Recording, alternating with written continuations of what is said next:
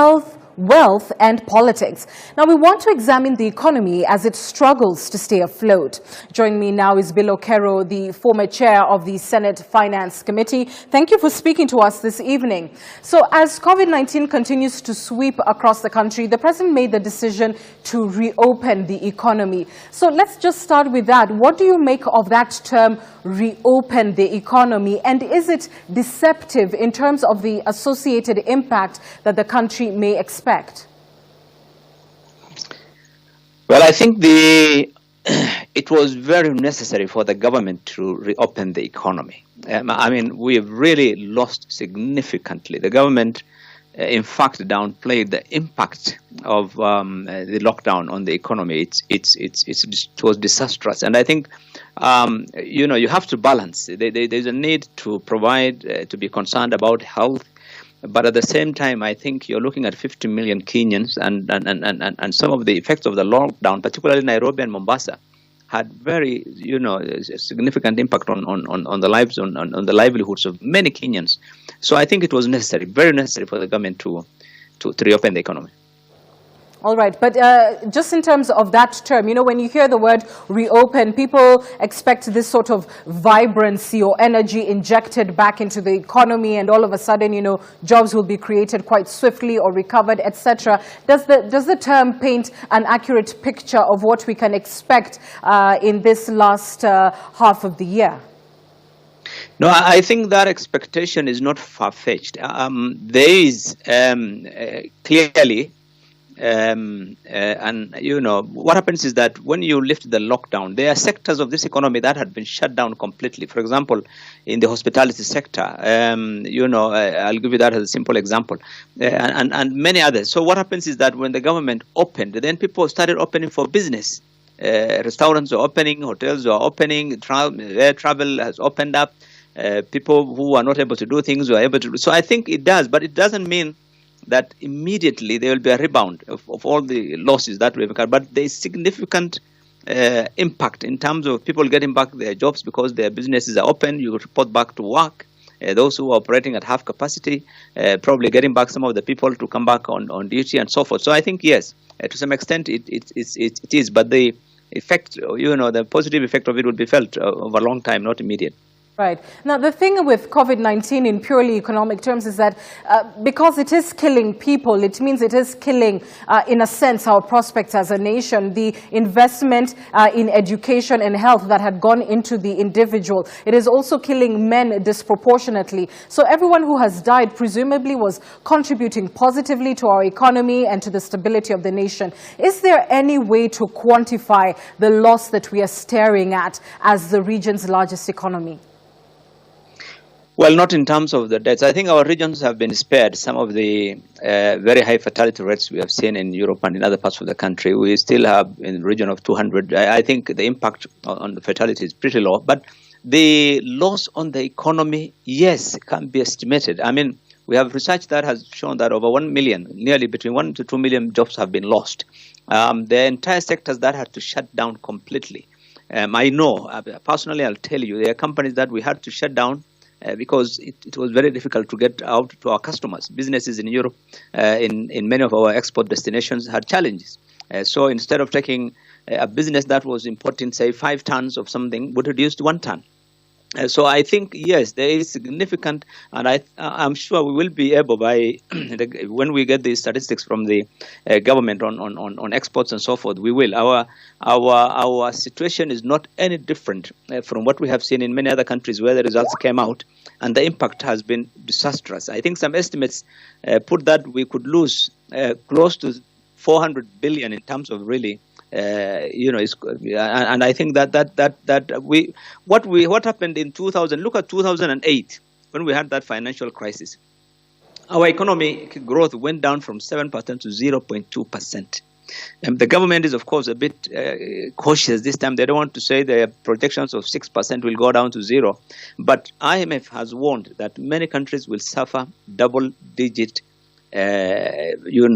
decline in growth of the economy. So I would say yes, the impact is going to be severe, not because of the fatalities, but because of the disruptions to the businesses and to the economy in general.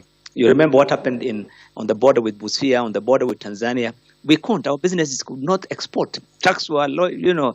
If you were trying to get a truck of export to Uganda, it would take a month for the turnaround. So I think the impact is going to be quite significant.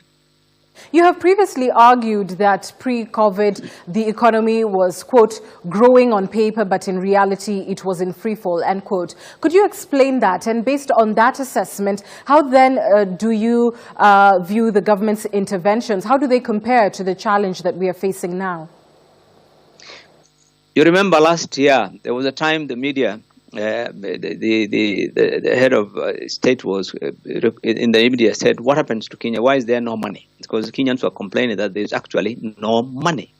The reality is that the trickle down effect in the economy was not visible. And what happens is, why is there no money? And Kenyans are right. One, there were no jobs. A lot of companies had shut down.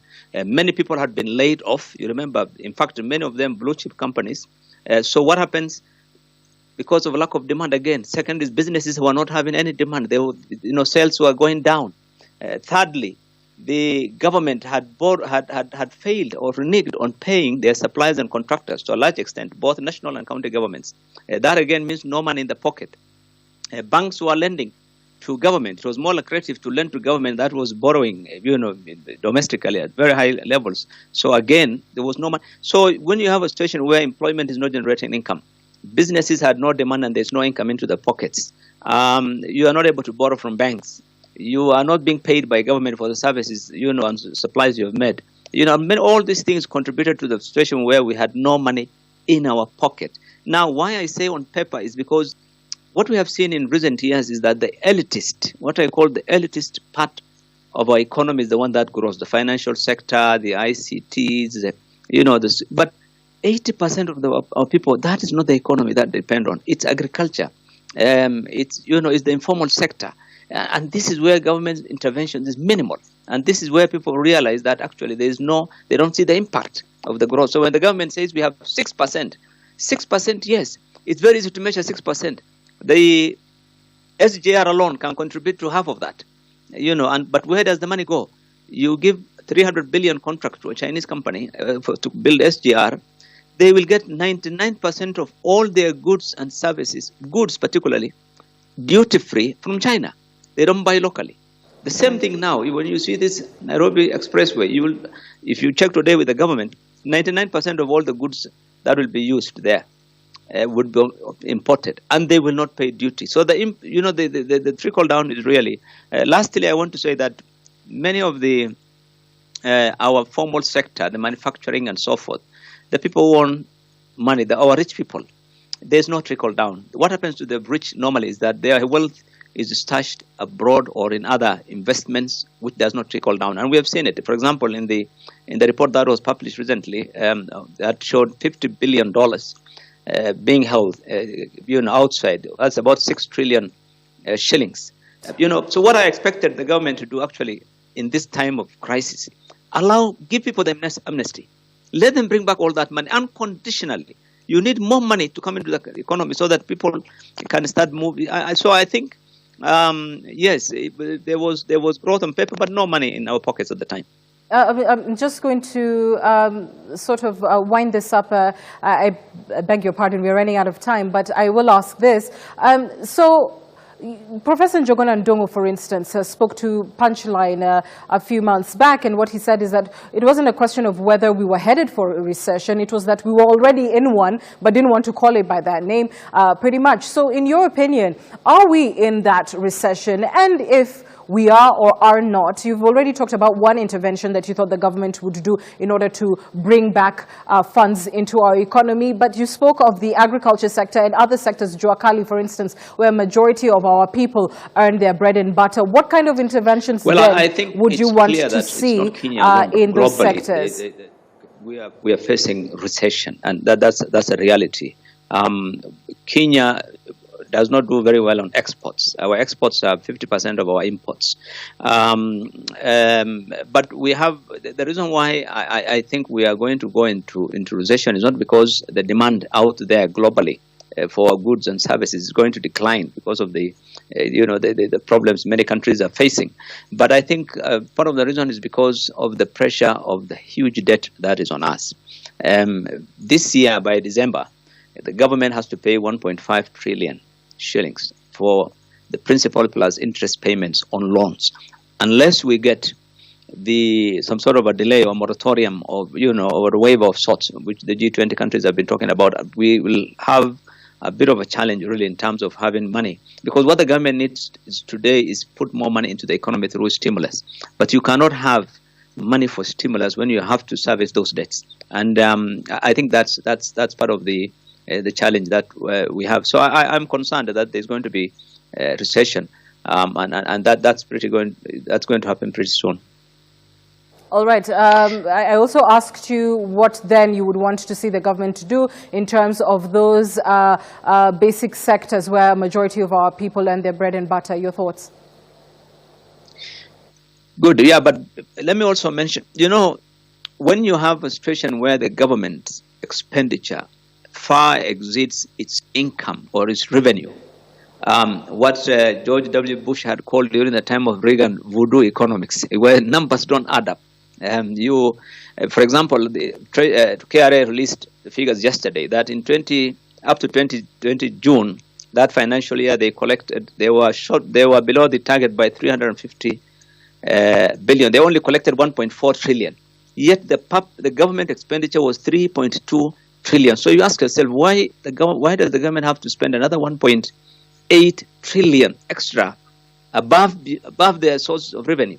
And so what happens? What I really keep saying is that the government does not have to spend the way it's spending. It doesn't have to. The government spends what people want them to spend. I think it's important that the government learns to leave money in the pockets of people to decide what they want to do with their money. But lastly, I want to address the question you have raised about the areas that I think the government needs to support is on the SMEs, because every year over 2 million companies are registered by Kenyans who are trying to do all manner of businesses, and 90% of them again fold up within 1 year. Why? First, they have no access to credit. One of the things the government needs to do is to guarantee access to credit. Guarantee all the credit by SMEs. It's not a big thing. It's not a big thing. How much do we borrow? Our SMEs don't borrow more than 30 to 40 billion. Guarantee it 80%. Let us have money going out. Number two, get the counties to give at least 10% of all their money to women and youth to start businesses in the markets and so forth. Why must we allow? Number three, stop the public expenditure on huge government projects which don't have trickle-down effect. Please delay it. You don't have to build all these things today when there's a crisis. I think what they need today is provide some incentives, give some waivers. For example, tax. KRA this week announced that they're going to tighten screws on all the businesses. I think today is the time you should allow voluntary compliance by businesses. Let businesses start looking for opportunity to make money. But when you're introducing more taxes, if you make a loss today, you'll be taxed. If you don't make a loss, you'll still be taxed on turnover. They have introduced taxes on plant and machinery and every manner of things that you want to do to invest. So you're discouraging people from investing. I think it's important that the government really slows down and allows people to generate income and reward people who want to create jobs. If I want to employ 5 people, 10 people, 100 in my company, give them an incentive on tax. Tell them, yes, they will not pay as you earn for the next 3 years first. Give that opportunity. Those whom you want them to retain employment, they have difficulties. Businesses have difficulties. Try to give them incentives to retain employees, and they don't, because what is the economy? It's about allowing people to have money in their pockets. They can't have it if there are no jobs. They can't have it if businesses are lacking demand for their supplies and goods. And that's the challenge you're having, because if you are buying 10 kilograms of sugar a month, you're now reducing it to 5 kilograms a month because you don't have the money. You probably have been laid off. You don't have that, that kind of income. So I think there is still a lot that the government can do. I think the government has not changed.